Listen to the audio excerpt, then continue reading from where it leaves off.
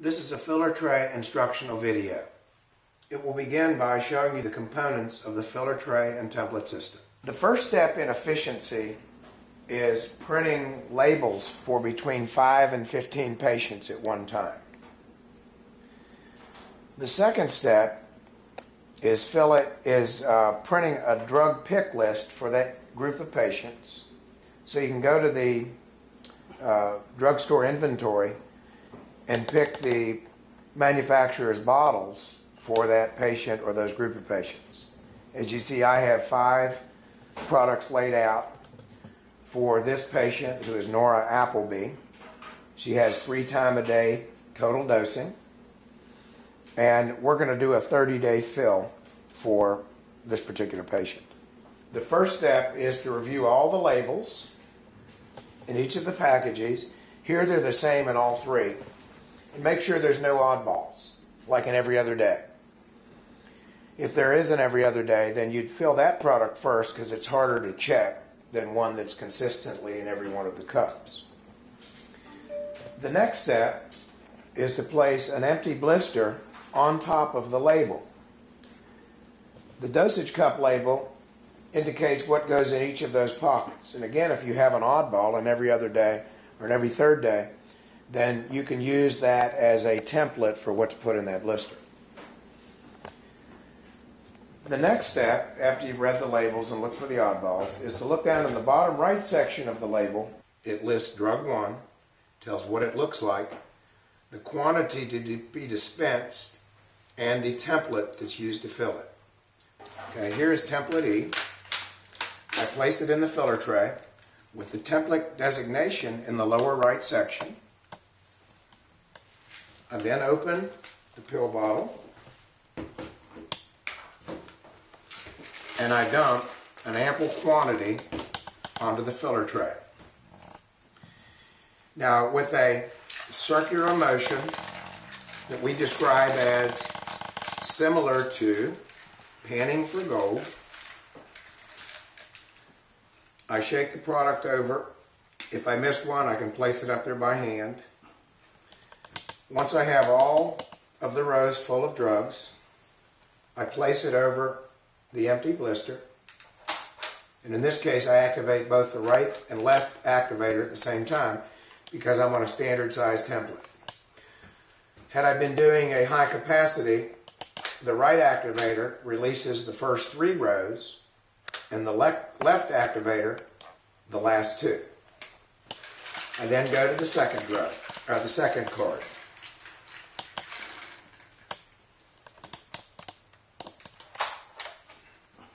I then go to the third card. Now, this circular motion, tilting it back and forth, is preferable to this.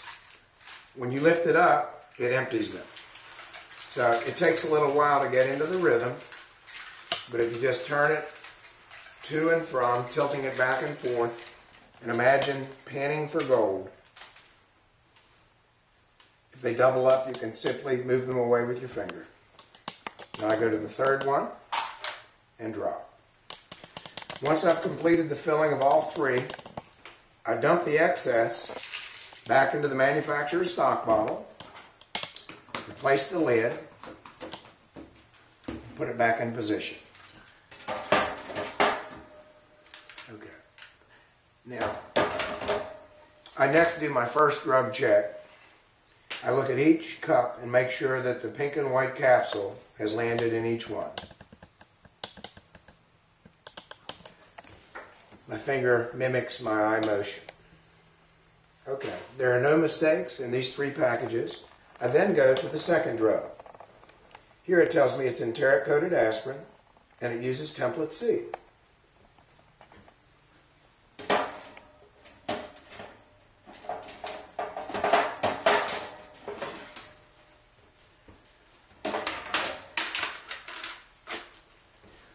I open the stock bottle again. Dump an ample quantity out onto the filler tray.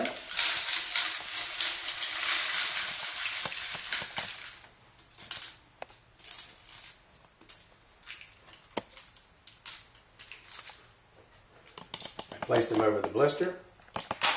and drop. I repeat the same process.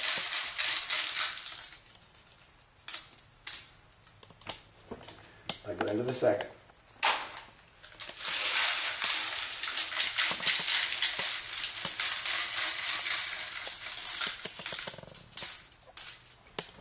And the third. When I've completed, I dump the excess back into the stock bottle. Take that template out, place it back in the rack. Visual inspection.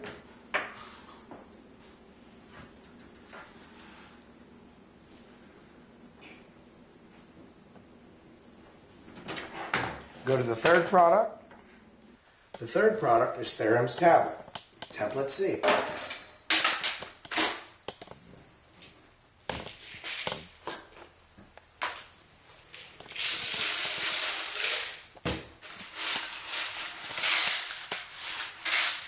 Some templates load more rapidly than others.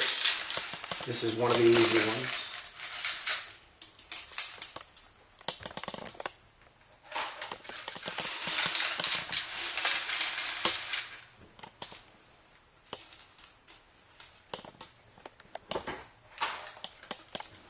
Dump the excess back into the stock bottle. Place the cap on it.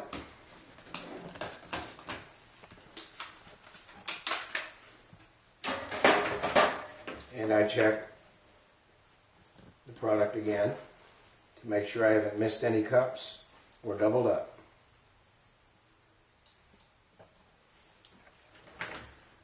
The fourth product is naproxen, again template C.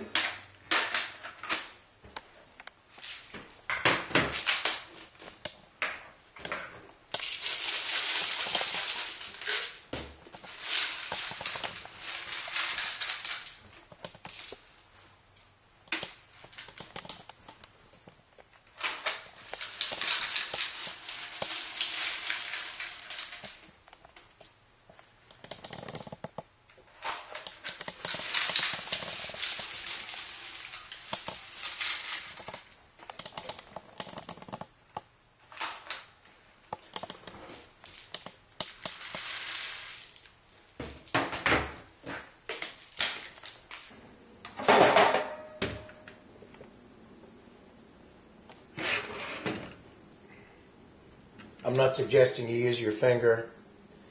I'm just showing you where my eye motion is going.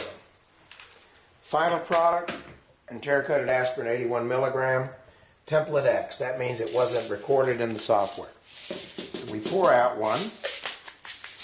We go to our template and we place it in the hole that it goes through freely without a lot of excess. Now 2 may be able to go into that one, so we'll use template A. You make that designation in the Medicine on Time software so that you won't have to test it the next time. Place in template A.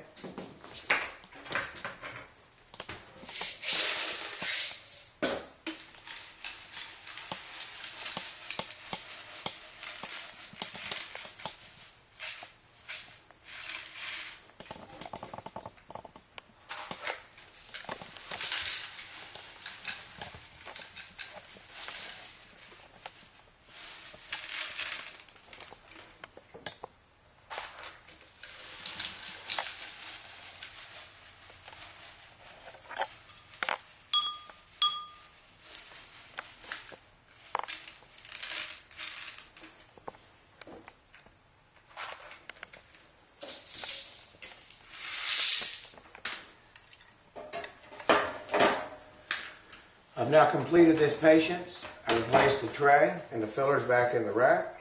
I'm now going to go to my final inspection of the final drug product.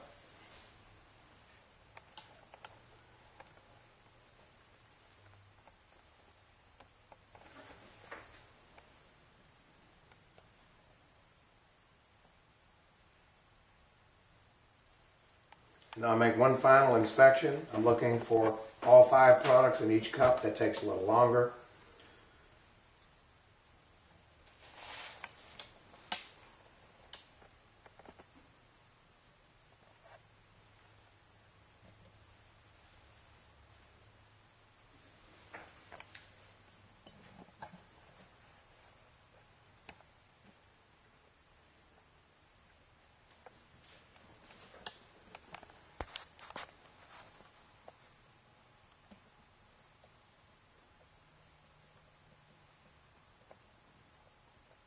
Okay. Now, let me show you two other features of this system. We provide you with a template that has A through N, and this is for sizing. As you build your drug inventory, you want to record in the Medicine on Time software which template goes with each product. But a faster way to determine that, if you don't have that recorded when you're beginning, is to take a drug product out and find the template that it most appropriately fits in. Here, the enteric-coated 81 milligram goes in template A. You make that notation and enter it into the Medicine on Time software so that it's on the label from that point forward. Also, the demonstration I just made was the maximum capacity of 35 dosage pockets. It's very uncommon for a pharmacy to use that. Most use somewhere between 28, 30, or 31 days. So you're provided with dots. They come in various colors, and these can be placed over the holes that you want to actually fill. So if I were doing 28, I would block the full bottom row. And then if you change that, they're made of static adhesive, so they can stick and re-stick for quite a long period of time. Okay. Once we have completed this and checked it for accuracy, we take it to the sealing section. Some pharmacies have a pharmacist inspect them before they seal them. Some have in other words. But what I've just walked you through is, after seeing the video showing that you can cut labor in half, more than in half, with the filler trays and templates, this can get you started on the correct method to how to most efficiently use the program.